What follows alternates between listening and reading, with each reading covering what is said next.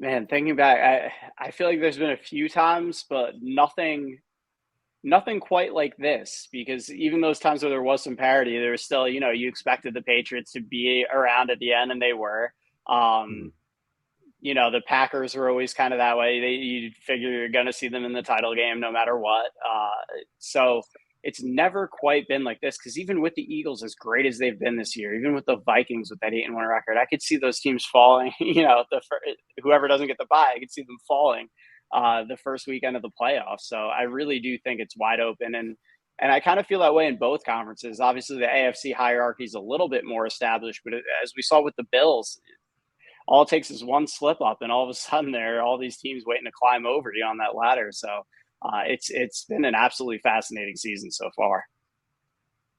Yeah, and the Niners kind of seem to be the trendy pick from some to come out of the NFC because they have a lot of what it takes, and then especially after the Christian McCaffrey trade, which I'll get to in a second. But they have a championship caliber roster. They have a really good head coach, and Jimmy Garoppolo is playing his best football since he's been here. So a lot of people are realizing that and kind of saying, hey, if they can kind of put it all together and get healthy, they can kind of make a run here.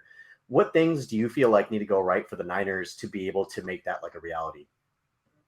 I think you hit the biggest thing, which is health. I think that's the biggest thing that's held them back so far this year. But it seems like things are coming together at the right time, and I'm one of those people that's really high on this team when all the pieces are there. And I think they're still working out some things from a chemistry perspective, because they haven't been able to play with their with their full lineup uh, at any point this year. It seems like there's always been someone out. So I think now getting some of those guys back, it's going to take a little bit of time for it to gel.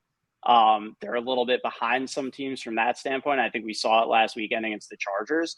But from a talent perspective, from a coaching perspective, I fully expect this team to be in the mix and contention in the NFC once again.